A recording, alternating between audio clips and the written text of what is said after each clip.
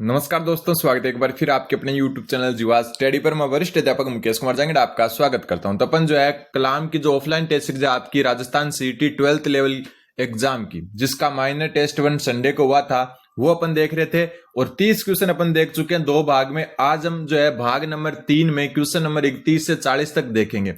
तो ये मैं आपको जो है टॉपिक वाइज करवा रहा हूं कि जो है सबसे पहले अपन ने जनरल साइंस को देखा, फिर रीजनिंग को देखा और अब अपन जो है अपने समसामयिकी घटना के अंतर्गत एक टॉपिक है राजस्थान सार्वजनिक परीक्षा अधिनियम 2022 और एक आपका नैतिक मूल्य और कर्तव्य, उन दोनों को देखेंगे। और आज का जो पहला क्वेश्चन आपका वो है कि राजस्थान सार्वजनिक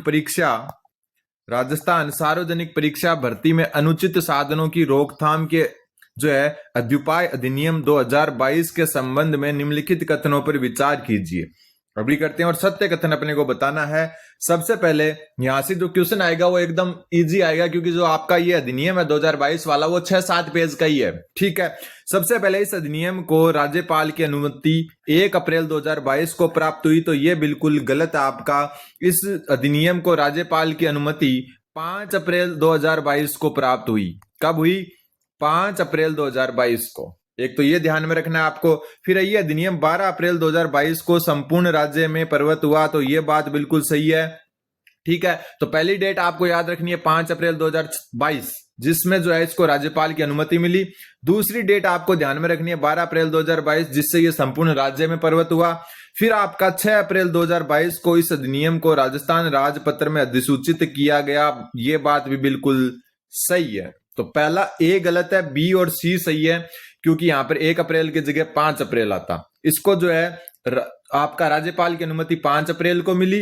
ये अधिनियम 12 अप्रैल को राज्य में लागू हुआ पूरी तरह से, और 6 अप्रैल को क्या हुआ था? ये राजपत्र में अधिसूचित हुआ था। तो यहां पर उत्तर हो जाएगा आपका बी व सी, ऑप्शन नंबर 2। ठीक है, अब चलते हैं आगे क्वेश्चन नंबर 32 की तरफ। एक बात और मैं क्लियर कर दूं कि ये अपनी तीसरी क्लास है इस पेपर की। पहले की 2 क्लास आप जो है चैनल पर जाकर देख सकते हो।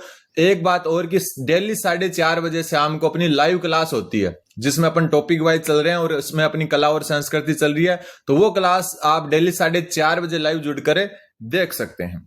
नए स्टूडेंट चैनल को सब्सक्राइब कर दें। क्वेश्चन नंबर 32 क्या बोल रहा है आपका कि सार्वजनिक परीक्षा का संचालन के अंतर्गत निम्नलिखित में से क्या शामिल है? सार्वजनिक परीक्षा का संचालन के अंतर्गत निम्नलिखित में से क्या शामिल है? सबसे पहला कि अधिनियम की धारा 2A के अंतर्गत प्रश्न पत्रों का मुद्रण और कोडिंग प्रक्रिया इसमें शामिल है। बिल्कुल, प्रश्न पत्रों का मुद्रण, प्रश्न पत्रों की कोडिंग प्रक्रिया। इसके अलावा मैं बता दूं, इसके अलावा प्रश्न पत्र के अलावा ओएमआर शीट और उत्तर पत्रक भी शामिल है इसमें। उत्तर पत्रक यानी कि जो है आपके प्रश्न पत्र, ओएमआर शीट और उत्तर पत्र का जो है उनका मुद्रण, उनकी कोडिंग प्रक्रिया और इसके अलावा उनका परिवहन। ठीक है, ये सब शामिल है कि परिवहन में भी लापरवाही नहीं होनी चाहिए। उनका वितरण, बांटने में भी कोई प्रकार की जो है कमी नहीं रहनी चाहिए या कहीं से लीक नहीं होना चाहिए। इसके अलावा आपको ध्यान में रखना है इनका पर्यवेक्षण का मतलब कि इनको जो है ध्यान में रखा जाए। और जो है जो आपका सुपरवाइजर होता है वो पूरी तरह से इसको जो है ऑब्जर्व करता रहना चाहिए। ठीक है, इसके अलावा इसका मुद्रण हो गया, कोडिंग प्रक्रिया हो गई। इसके अलावा इसका भंडारण, यानी कि जहां इनको रखते हैं पेपर्स को, वहां से भी लीक नहीं होना चाहिए, कोई भी चीज नहीं छोड़ी गई है। ठीक है, इसके अलावा जो है इनका संग्रहण। ठीक है, संग्रहण के अलावा इनका मूल्यांकन और परिणाम घोषणा, ये सारे के सारे आपके शामिल किए गए। मतलब है कि गलती कहीं भी नहीं होनी चाहिए। ओएमआर शीट, उत्तर पत्रक और प्रश्न पत्रक के मुद्रण, कोडिंग प्रक्रिया, परिवहन, वितरण, पर्यवेक्षण, भंडारण, संग्रहण, मूल्यांकन, परिणाम घोषणा, किसी में भी अगर कोई कमी पाई जाती है तो वो इस अधिनियम के तहत दंडनीय होगी। ठीक है, तो ये बात बिल्कुल सही है। परिवहन तथा परिणामों की घोषणा इसमें शामिल नहीं है, तो ये बात अपन करके आ चुके। परिणाम घोषणा और परिवहन दोनों ही इसमें शामिल है, तो ये क्या हो गया? गलत हो गया आपका। तो उत्तर क्या हो जाएगा? केवल जो सत्य बताना था तो केवल ए सत्य है। इसमें क्या है? केवल ए सत्य है। ठीक है, अब चलते हैं आगे क्वेश्चन नंबर 33 की तरफ।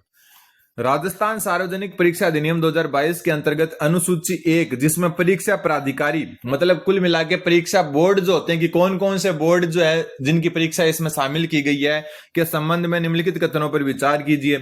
सबसे पहला कि राजस्थान लोक सेवा आयोग और राजस्थान कर्मचारी चयन आयोग इस अधिनियम के तहत परीक्षा प्राधिकारी हैं, बिल्कुल है। ये दो तो मुख्य जो अपने राजस्थान के बोर्ड हैं जो आपके ज्यादातर कंपटीशन एग्जाम करवाते हैं। कौन कौन?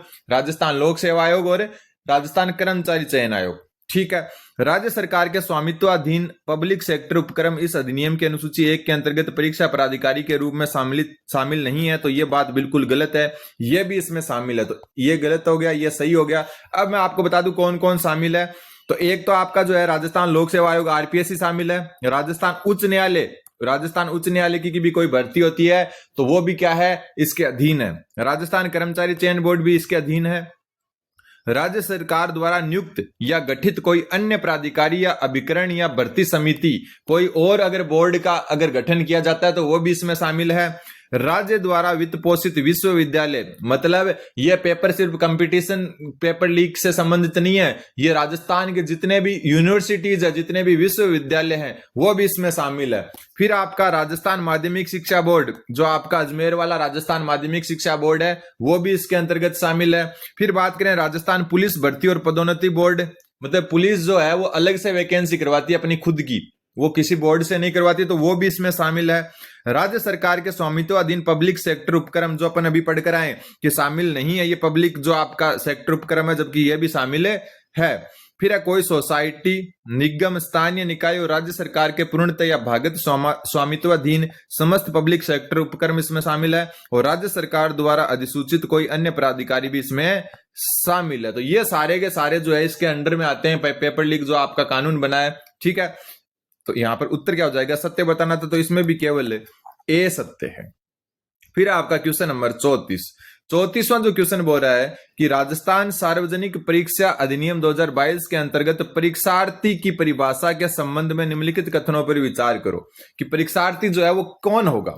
तो सबसे पहले इस अधिनियम की धारा 2C में परीक्षार्थी को परिभाषित किया गया है, तो बिल्कुल गलत है ये। 2C जो आपकी इसके अंदर जो है परीक्षा केंद्र, C से सेंटर, ऐसे याद रखो आप, परीक्षा केंद्र को परिभाषित किया गया है, परीक्षा केंद्र को परिभाषित। ठीक है, तो ऐसे आप ध्यान रख सकते हो 2C फॉर सेंटर। ठीक है, यहां पर आपका जो है 2B जो है उसके अंदर परीक्षार्थी को क्या किया गया है? परिभाषित किया गया है। धारा 2B में जो है परीक्षार्थी को परिभाषित किया गया है। 2C में सेंटर जो है परीक्षा केंद्र है उसको परिभाषित किया गया है। इस परिभाषा में संबंधित प्राधिकारी द्वारा अनुमति प्राप्त व्यक्ति शामिल है। प्राधिकारी का मतलब हो गया चयन बोर्ड, तो चयन बोर्ड द्वारा अनुमति प्राप्त जो व्यक्ति है वो परीक्षार्थी होगा, बिल्कुल सही बात है। इस परिभाषा के अंतर्गत श्रुत लेखक को शामिल किया गया है, यानी कि कुछ जो स्टूडेंट है जो सही से नहीं लिख पाते या देख पाते, उनके साथ में जो है एक लिखने वाला जाता है, तो उसको भी इसमें शामिल किया गया है, बिल्कुल किया गया है। ठीक है, और प्राधिकारी का मतलब चयन बोर्ड से, जो अपन ऊपर वाले क्वेश्चन में ये जो है पूरा का पूरा करके आए ना, कितने जो है लगभग 10 जो है आपके दिए हुए हैं, ये सारे प्राधिकारी के रूप में काम है करते हैं। तो यहां भी आपका क्या है? B और C सही है। उत्तर हो जाएगा आपका ऑप्शन नंबर 2, क्योंकि अपने को सत्य कथन बताना था। अब आपका क्वेश्चन जो है अगला कि राजस्थान सार्वजनिक परीक्षा अधिनियम 2022 के संबंध में सार्वजनिक परीक्षाओं में अनुचित साधनों के उपयोग पर प्रतिबंध इस अधिनियम की किस धारा में उल्लेख किया गया है? अनुचित साधनों के उपयोग पर प्रतिबंध, ये आपकी धारा जो है 3 में उल्लेखित है। ठीक है, धारा 2 में परिभाषाएं हैं, धारा 1 में संक्षिप्त नाम वगैरह, और धारा 2 में है परिभाषाएं। धारा 3 में अनुचित साधनों के उपयोग पर प्रतिबंध है। धारा जो 4 आपकी वो प्रश्न पत्र जो है उस पर कब्जा, प्रश्न पत्र पर कब्जा व प्रकटीकरण पर रोक, प्रकटीकरण पर रोक। प्रकटीकरण का मतलब है लीक करना, और ये किसके है? कोई भी आदमी धारा 4 के अंतर्गत नहीं कर सकता। और धारा 5 में सेम चीज है, ये जो सरकारी अधिकारी और कर्मचारी है, सरकारी अधिकारी व कर्मचारी द्वारा प्रकटीकरण मतलब जो आपकी धारा 4 है ना, उसमें कोई अगर अन्य व्यक्ति पेपर लीक करता है तो उसके जो है खिलाफ जो क्या कार्रवाई हो सकती है वो लिखी हुई है। और धारा 5 जो है ना, उसमें जो सरकारी अधिकारी और कर्मचारी है ना, उनके द्वारा अगर पेपर लीक किया जाता है तब क्या होगा वो लिखा हुआ है। ठीक है, अब चलते हैं आगे क्वेश्चन नंबर 36 की तरफ। तब तक आप चैनल को सब्सक्राइब कर दें। राजस्थान सार्वजनिक परीक्षा अधिनियम 2022 की धारा 10(1) के अंतर्गत यदि कोई परीक्षार्थी अनुचित साधनों का उपयोग करते हुए दोषी पाया जाता है तो उसे इस अधिनियम के तहत अधिकतम कितने वर्ष तक का कारावास हो सकता है? तो इसके अंतर्गत अधिकतम जो है 3 वर्ष का कारावास हो सकता है। किसको? परीक्षार्थी को। ठीक है। और 1 लाख प्लस का जुर्माना भी हो सकता है। मिनिमम 1 लाख का जुर्माना होता है, अधिकतम कितना भी हो सकता है। तो 1 लाख से अधिक का जुर्माना हो सकता है और 3 साल की सजा। अब अपना एक और टॉपिक है समसामयिकी में, जो है नैतिक मूल्य। ऐसे करके नैतिक कर्तव्य और नैतिक मूल्य, जो नॉर्मल सा है वैसे इसका ज्यादातर जो है सिर्फ और सिर्फ मूल कर्तव्य और जो आपके नैतिक मूल्य उनसे ही लेना देना है। वैसे राजनीति का टॉपिक नहीं है, लेकिन नैतिक कर्तव्य थोड़े से राजनीति से आएंगे आपके। ठीक है। तो मौलिक कर्तव्यों के संबंध में निम्नलिखित कथनों पर विचार कीजिए। भारतीय संविधान में मौलिक कर्तव्यों को स्वर्ण सिंह समिति की सिफारिश पर जोड़ा गया। बिल्कुल, सरदार स्वर्ण सिंह समिति की सिफारिश पर जोड़ा गया। फिर इस भारतीय संविधान के अनुच्छेद 51 में मौलिक कर्तव्यों का उल्लेख किया गया, तो यह बात बिल्कुल गलत है। अनुच्छेद 51(a) में किया गया है। 51(a) या 51(क) भी कह सकते हो आप। ठीक है। उसमें जो है मौलिक कर्तव्यों का उल्लेख है किया गया है। फिर वर्तमान में भारतीय संविधान में 11 मौलिक कर्तव्य वर्णित है। बिल्कुल सही बात है। जो आपके मूल, जो आपके शुरुआत में जोड़े गए थे ना, तब ये शुरुआत में कितने थे? 10 थे। क्या थे? 10 थे।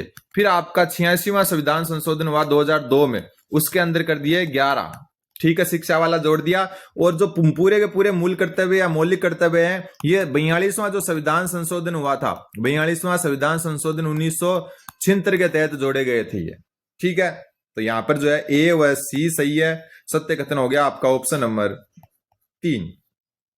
अगला क्वेश्चन, किस संविधान संशोधन द्वारा भारतीय संविधान में मौलिक कर्तव्य शामिल किए गए? तो बिल्कुल इजी है। ये आपके राजनीति विज्ञान के जो है ना, उसमें नहीं है। ये राजनीति आपके है ही नहीं जो है 12th लेवल में। ये आपके समसामयिकी घटना में जो टॉपिक दिए हुए हैं उसके अंतर्गत ये क्वेश्चन है। ठीक है।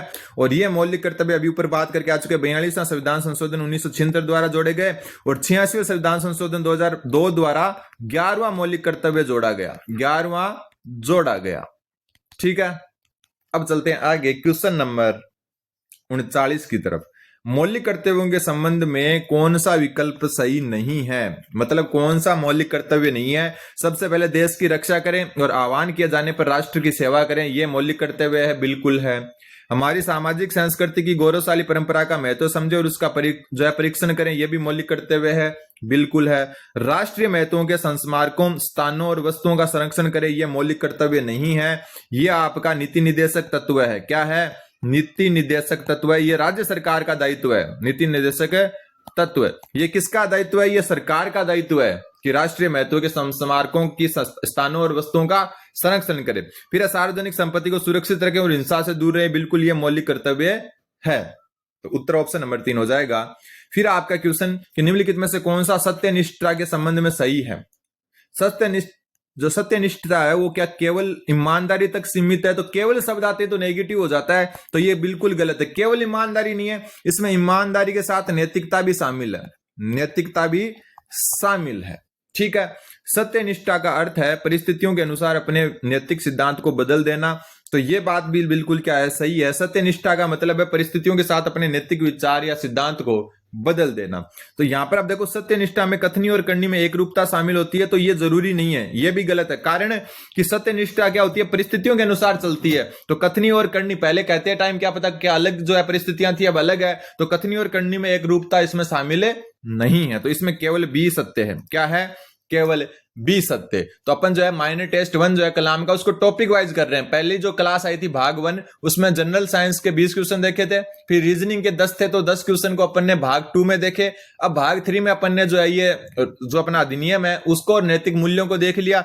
अब भाग 4 में अपन मैथ के क्वेश्चन देखेंगे।